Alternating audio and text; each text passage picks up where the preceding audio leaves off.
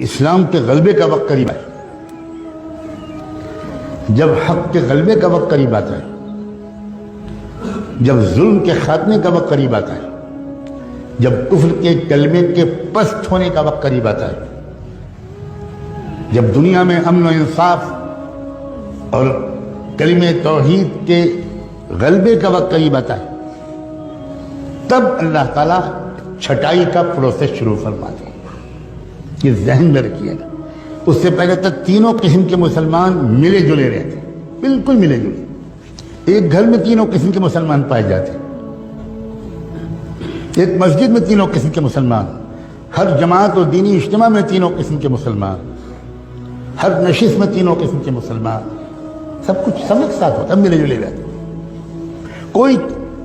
لیکن جب وہ وقت آتا ہے کہ جب اب دودھ الگ ہوگا اور پانی الگ ہوگا، جب اسلام کے غلبے کا وقت، میری بات کو غور سے سننا، بہت امید کے ساتھ اس مسجد میں نے یہ بات چھیڑی، بہت عظیم لوگوں کی طرف یہ مسجد منسوب ہے۔ ہم لوگ عام طور پر نعمتوں کی قدر زندگی میں نہیں کرتے، یہ ہماری مصیبت ہے۔ ہم کسی نعمت، کسی شخصیت کے قدر کے لیے اس کے انتقال کا انتظار کرتے ہیں۔ میں پھر دہراتا ہوں، جب اسلام کے غلبے کا وقت آتا ہے، جب کفر کے کچل جانے کا وقت آتا ہے، جب نظم عالم الٹ پلٹ کر دینے کا وقت اللہ کے بنائے ہوئے پروگرام کے مطابق آ جاتا ہے، باطل کا غلبہ نہیں، کفر کا غلبہ نہیں، ظلم کا غلبہ نہیں، الٹی بات میں کروں، جب کفر کا خاتمہ، جب باطل کے کلمے کے کچل جانے کا اور اسلام کے اور حق کے اور انصاف کے اور امن کے قائم ہو جانے کا وقت جب قریب آتا ہے، تو ہمیشہ اللہ کا معمول ہے کہ ملے جلے تینوں قسم کے مسلمانوں کے ذریعے کبھی بھی حق کا غلبہ نہ ہوا ہے نہ ہوگا۔ اس سے پہلے اللہ تعالیٰ ایک پروسیس شروع کرتے ہیں، ایک ترتیب ہے اللہ تعالیٰ کی، وہ یہ کہ چھانٹ دوں گا میں پہلے قسم کے مسلمانوں کو الگ کر دوں گا، اور دوسرے قسم کے مسلمان بھی پیچھے پیچھے ان کے ساتھ رہیں گے،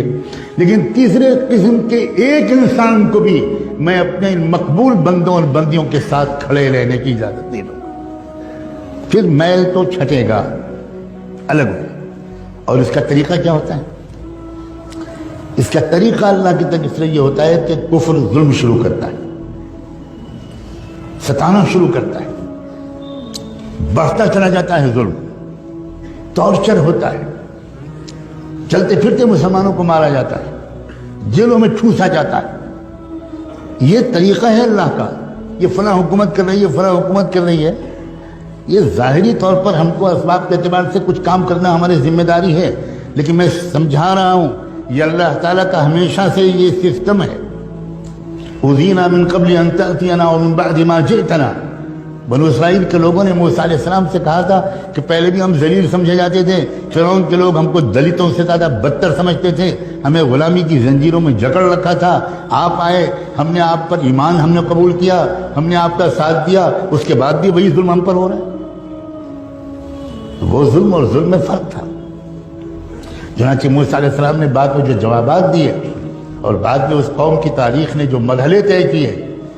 تو اس نے بتایا کہ بہت فرق تھا ان دونوں قسم کو ظلم میں۔ چھٹائی لازمی ہے، لِيَمْحِصَ اللَّهُ الَّذِينَ آمَنُوا لِيَمِيزَ اللَّهُ الْخَبِيثَ مِنَ الطَّيِّبِ، قرآن نے 20 جگہ یہ بات بیان کی۔ چھٹائی تب ہوتی ہے، یہ ایک بات میں تیسری چوتھی بار دوہرا رہا ہوں، جب اسلام کے غلبے کا وقت قریب ہوتا، اس وقت اللہ تعالیٰ یہ برداشت نہیں کرتے کہ تیسری قسم کے لوگ یہ دوسری اور پہلی قسم کے والوں کے ساتھ رہے۔ احد کی جنگ میں اللہ کے رسول نکلے صحابہ کو ساتھ میں لے کر، اور یہ تیسری قسم کے لوگ بھی ساتھ تھے، جو اندر سے کچھ اور تھے، اوپر سے کچھ اور تھے، اور یہ بھی ساتھ چلے، مگر راستے میں 300 اس تیسری قسم کے لوگ حضور کا ساتھ چھوڑ کے الگ چلے گئے۔ کیوں الگ چلے گئے؟ اس لیے کہ اللہ کے نظام کے مطابق ممکن ہی نہیں تھا کہ یہ تیسری قسم کے لوگ اس فتح کے وقت میں ان کے ساتھ رہیں، یہ ممکن نہیں، یہ اللہ تعالیٰ کبھی نہیں ہونے دیتے۔ مسلمانوں، خدا کے لیے اس بات کو غور سے سمجھو کہ یہ تیسرا یہ وہ دور ہے جب اللہ تعالیٰ نے فیصلہ کر لیا ہے ایک ایک کو چھانٹ کے رہوں گا، چاہے وہ خادم الحرمین الشریفین ہوں، اور چاہے وہ کعبے کے لباس کے متولی ہوں، اور چاہے وہ بڑے بڑے عرب لوگ ہوں اور کعبے کے ممبر پر کھڑے ہو کر نصیحت کرنے والے ہوں، اور چاہے وہ کہیں کے لوگ ہوں، ایک بھی نہیں چھوڑیں گے اللہ۔ سب تھوڑے سے مٹھی بھر لوگ ہوں گے جن کو اللہ چن لیں گے، اور ان کے ذریعے سے پوری دنیا کے اندر ایسا انقلاب آ جائے گا کہ شجر و حجر بھی حیران رہ جائیں۔ یہ کیا ہو گیا؟ یہ سسٹم ہے اللہ کا۔ چھٹائی شروع ہو چکی ہے بڑی تیزی کے ساتھ، اور شروع بھی اللہ نے کہاں سے کی ہے چھٹائی، میرے منہ پر الفاظ نہیں آ سکتے کہ کہاں سے چھٹی ہوئی ہے۔ بدأ الاسلام غریبا وسيعود غریبا کما بدا، وہاں سے چلا۔ اللہ تعالیٰ کیا کوئی رعایت نہیں، تم ہاشمی ہو، تم مطلبی ہو، تم مکی اور مدنی ہو، تم قریشی ہو، اور تم فلاں ہو، اور تم سعودی ہو، اور تم یہ ہو اور وہ ہو، ہم تمہاری اندرون کی باتوں کو جانتے ہیں۔ وَمَن يَتَوَلَّهُم مِّنكُمْ فَإِنَّهُ مِنْهُمْ۔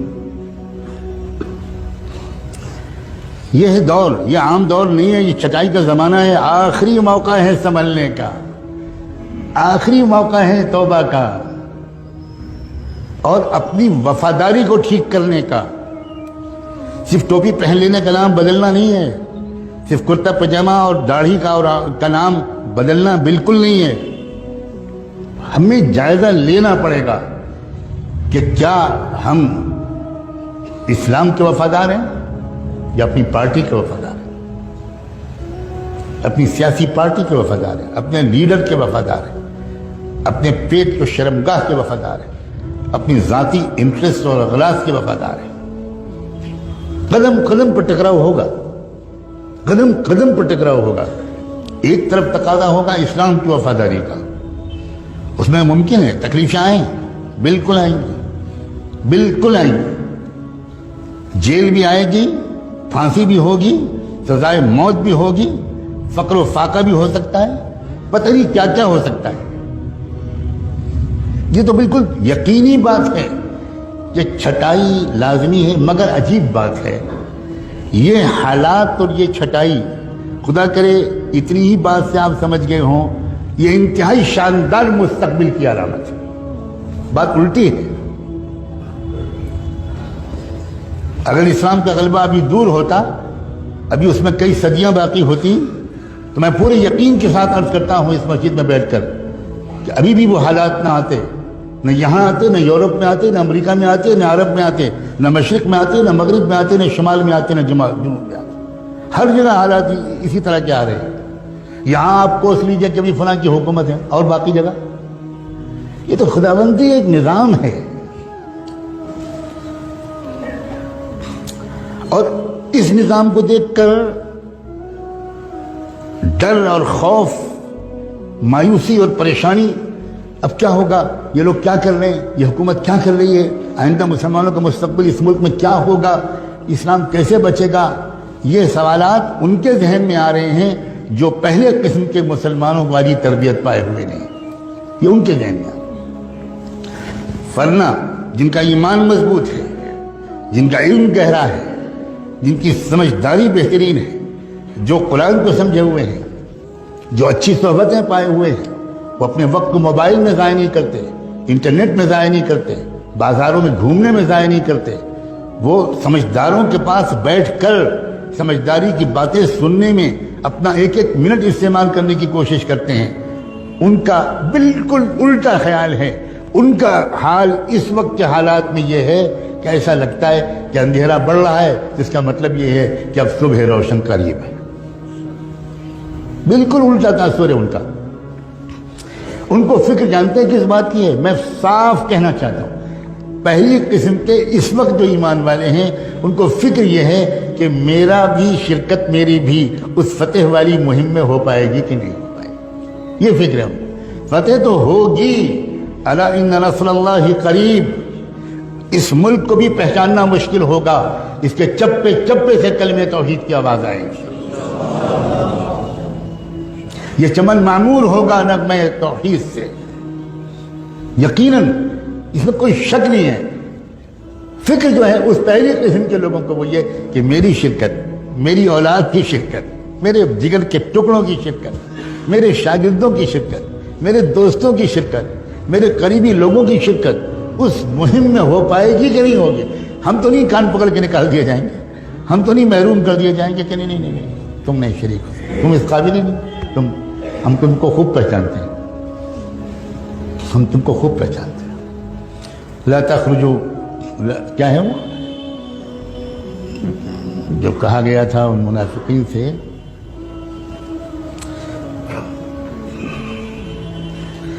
تم کبھی نہیں نکل پاؤ گے، بہت سخت ترین آئے تھے وہ، جن لوگوں نے دھوکہ دیا تھا اسی تبوک کے موقع پر ان سے اللہ نے کہا ان سے کہہ دو کہ تم کو کبھی بھی راہ جہاد میں نکلنے کا موقع نہیں ملے گا، لن تقاتلوا معي عدوا ولن تخرجوا معي ابدا، کسی دشمن سے مقابلے میں کبھی تم کو میرے ساتھ دینے کا موقع توفیق نہیں ملے گی، اور کبھی تم آئندہ راہ خدا میں میرے ساتھ نکل نہیں سکو گے، صاف صاف، لن تخرجوا معي ابدا۔ یہ وہ دور ہے جس میں ہم داخل ہو چکے، یہ بتانا ان فرض ہے، اس لیے عرض کر رہا ہوں خدا کے لیے اس بات کو واقعی ایک آگاہی سمجھیں، اسی لیے میں نے وہ دوسری آیت پڑھی تھی فَفِرُّوا إِلَى اللَّهِ إِنِّي لَكُمْ مِنْهُ نَذِيرٌ مُبِينٌ، بھاگو اللہ کی طرف۔ بھاگتا تو آدمی اس وقت ہے، اور بھاگنے کو اس وقت کہا جاتا ہے جب معاملہ ایمرجنسی ہو، ارجنٹ ہو، وقت کم ہو، اس وقت کہا جاتا ہے۔ تب اللہ تعالیٰ نے قرآن میں فرمایا فَفِرُّوا إِلَى اللَّهِ، بھاگو اللہ کی طرف، وقت کم ہے۔ انی لکم منہ نذیر مبین، محمد حضور سے کہا گیا کہ یہ کہو کہ میں تم کو صاف صاف آگاہ کرنے کے لیے آیا ہوں، آگاہ کرنا، وارننگ دینا، بتانا کہ آگے کیا ہونے والا ہے، منزل آخری کیا ہے، راستہ کیا ہے، یہ وہ دو۔